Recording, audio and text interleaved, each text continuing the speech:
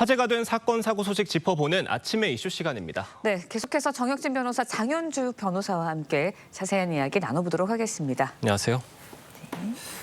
지금 전국에서 발생한 대형 산불이 강풍에 의해서 인근 지역으로까지 번지고 있습니다. 피해가 계속 커지는 모양새예요. 걱정입니다. 지금 경상남도에서는 산청, 하동, 김해, 그리고 경상북도에서는 의성, 울산에서는 울주, 그다음에 충청북도까지, 옥천까지 산불 영향 내에 있는 구역이 1만 헥타르 이상이라고 하니까 굉장히 심각한 것 같고요. 처음에는 기사에서도 봤다시피 산청이 굉장히 거셌는데 지금은 오히려 의성이 더 심각해진 그런 상황인 것 같고요. 무엇보다도 이제 지금 강풍이 많이 불어가지고 바람이 불기 때문에 산불 잡기가 더 어려워진 그런 상황이 아닌가 싶습니다. 네, 경남 산청 산불로 인해서 숨진 진화대원들 무리하게 진화 작업을 하다 희생된 게 아니냐는 지적이 나오면서 고용노동부가 중대재해처벌법 위반 여부 조사하겠다라고 밝혔습니다. 어떤 부분을 중점적으로 들여다보게 되는 건가요? 그렇죠. 갑자기 산불 얘기하다가 중대재해처벌법이 왜 나오냐라고 생각하실 수도 있는데요. 왜냐하면 중대재해처벌법상 사망자가 1명 이상 발생한 사고는 중대산업재해로 규정이 되기 때문입니다. 뿐만 아니라 종사자의 안전보건 확보 의무를 이행하지 않았을 경우에는 사업주를 처벌을 하게 되는데요. 이때 이 사업주에는 민간기업은 당연한 것이고 지자체도 처벌 대상이 됩니다. 그렇기 때문에 지금 진화대원을 고용한 창녕군이나 경남도 같은 경우에도 수사 대상에 오를 수 있고요. 안전보건 관리 체계를 구축했는지 여부도 조사할 것이고 거기에는 당연히 안전보호 장치들이 제대로 지급되는지 여부 이런 부분들도 조사 대상이 될 것입니다.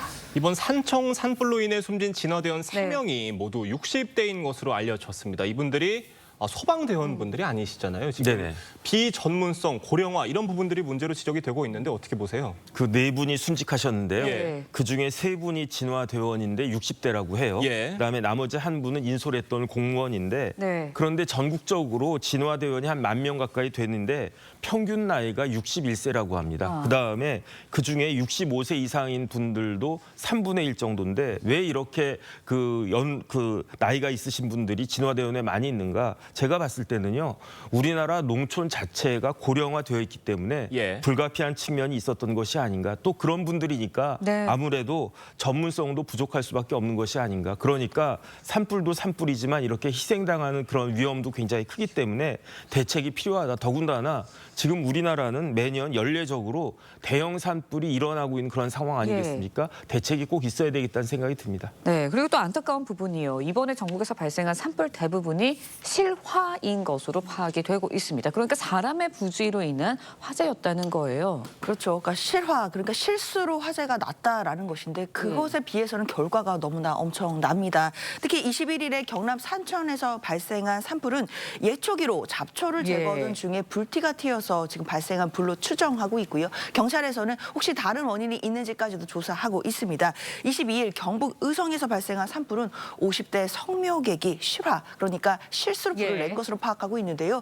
119에 묘지를 정리하던 중에 실수로 불을 냈다 이렇게 신고하기까지 했기 때문에 지금 검찰에 송치될 예정이라고 합니다. 그리고 24일에는 울산 울주군에서 산에 불을 낸 산림보호법 위반으로 60대 남성이 입건이 됐는데요. 농막에서 용접 작업을 하던 중에 불티가 튄 것으로 지금 추정되는 상황이기 때문에 지금 자그마한 실수로 인한 불이 이렇게 큰 결과가 있을 수 있다는 점을 좀 유의해야겠습니다. 정혁진 변호사님, 그런데 이 실수로 산불을 냈다, 이거는 어떻게 규정을 하는 거고 실수로 산불을 냈다는 게 확인이 되면 어떤 처벌을 받게 되는 겁니까? 일단은 실화죄는요. 그 형법에도 규정이 되어 있어요. 형법에 방화죄도 있고 실화죄도 있는데 그런데 산에 산불이 나면 그 피해가 훨씬 더 커질 수 있기 때문에 산림보호법에 실화나 방화에 대한 특별 규정이 있거든요. 실화죄 같은 경우는 그야말로 과실로 인해 가지고 불을 내게 된 건데 이런 경우에는 3년 이하 징역이나 3천만 원 이하 벌금에 처해질 수도 있고 그다음에 단순히 형사적인 문제뿐만 아니라 민사적인 책임도 상당히 큰 그 손해배상 책임도 부담할 수가 있고요.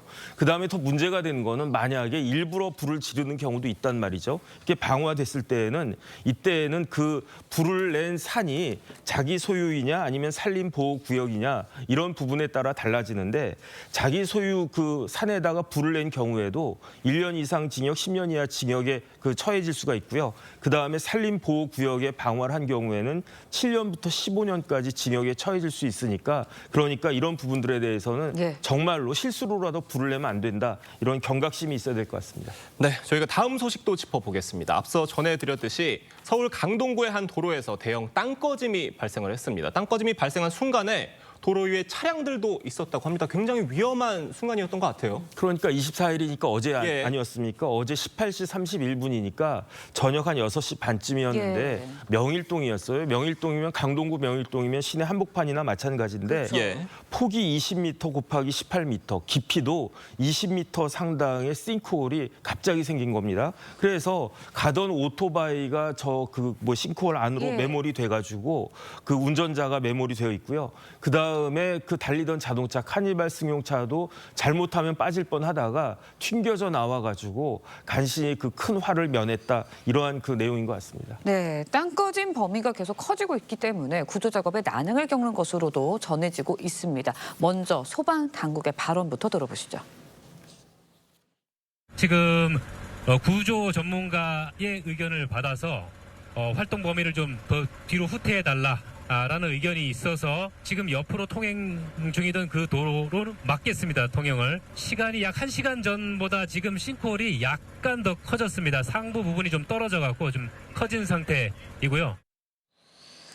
네, 땅꺼짐 범위가 커진 것도 걱정이지만 주민들에 따르면요. 인근 주유소 앞에 집안이 무너지는 등 전조 증상이 좀 나타나기도 했다라는 지적들이 일고 있습니다. 그렇다 보니까 제대로 조치가 이루어지지 않았다는 주장들이 계속해서 나오고 있거든요. 어떻게 보세요? 그렇죠. 일단 인근 주민들의 주장이기는 하지만 저는 상당히 의미가 있는 것이고 꼭 조사가 필요하다라는 생각 듭니다. 일단 예. 소방당국에서는 수도관 파열로 원인을 추정하고는 있고 그리고 관련된 조사를 하고 있지만 일단 사고 지점 인근에서 주유소를 운영하는 A씨가 MBN 취재진과 만나 한 얘기가 있거든요. 그러니까 주유소 바닥에 갈라짐 현상이 있었고 지하 탱크에도 문제가 있기 때문에 올해 3월 그러니까 벌써 3월 달에 이미 민원을 제기를 했다라는 겁니다. 서울시와 강동구청이 민원을 제기했지만 예. 관련된 조치가 없었고 개선되지 않았다라는 주장이 나오고 있는 상황입니다. 네, 지금 전문가들은요. 사고 발생 후 72시간이 인명을 구조할 가능성이 높은 골든타임이라고 설명을 하고 있는데 지금 구조에 수십 시간이 걸릴 거란 예측도 있습니다. 지금 발견된 것은요. 예. 오토바이도 발견됐고 그 휴대폰도 발견됐는데 예. 정작 가장 중요한 운전자는 아직 찾아내지 못한 것 같습니다. 예. 그런데 문제는 뭐냐면은 저 싱크홀에 물이 대량으로 흘러 들어갔대요. 그러다 보니까 깊이도 20m라고 그러지 않았습니까? 토사하고 물이 섞여가지고 마치 뻘 같은 그런 상태라서 구조대원들도 지금 구조가 쉽지 않아서 잠수복을 입고 일일이 수작업으로 그 운전자를 찾고 있는 그런 중이라고 하는데 예. 객관적으로 보기에도 지금 구조가 쉽지 않을 것 같다는 그런 생각이 들어가지고 굉장히 걱정이 된다 이런 생각 듭니다. 네, 그런데요. 서울 도심에서 땅꺼짐이 발생한 거 이번이 처음이 아닙니다. 이런 집안 침하 사고의 배경 결국은 수도관의 노후화가 지적이 되고 있는데 대비책이 있을까요? 사실 이 싱크홀 사고가 이번이 처음이 아니거든요. 기억하시겠지만 그렇죠. 예. 지난해 8월에도 연희동에서 성산로에 대형 싱크홀이 생겨서 승용차 한 대가 빠진 적도 있었고 서울 곳곳에서 싱크홀 사고가 있었던 적이 있는데 이때마다 수도관 노후화가 원인으로 지목이 되긴 했습니다. 그래서 이 부분에 대해서 올해 1월에 노후 상화 수도관 집중 정비 등 내용을 골자로 한 집안 침하 예방 종합 개선 대책을 시행하기는 했는데 네. 바로 또 이런 사고가 터졌기 때문에 인근 주민뿐만 아니라 관련된 국민들께서도 지금 걱정이나 불안이 계실 것 같습니다. 따라서 정부에서 이 부분에 대해서 빠르게 조치를 하는 그 방법들, 대책들이 나와야 될 것으로 보입니다. 네, 정혁진 변호사님께 좀 여쭤볼게요. 이걸로 인해서 피해 상황이 발생할 경우가 있잖아요. 이럴 때는 법적으로 어디다가 청구를 할 수 있나요? 그러면 이 도로를 관리하는 지방자치나 아니면 국가에게 손해배상 책임 물을 수 있고요. 이전에 어떤 사례가 있었냐면 예. 강남역에 대규모 침수 사태 있지 않았습니까? 그때 길 가던 사람이 그 맨홀에 빠져가지고 사망한 케이스가 있었는데 그때 아마 지방자치단체에서 아주 크게 손해배상 책임을 부담했던 그런 사례도 있었습니다. 네. 네, 지금 매몰된 오토바이 운전자에 대한 조속한 네. 구조 소식이 들려왔으면 하는 바람입니다. 두 분 말씀은 여기까지 듣겠습니다. 감사합니다. 고맙습니다.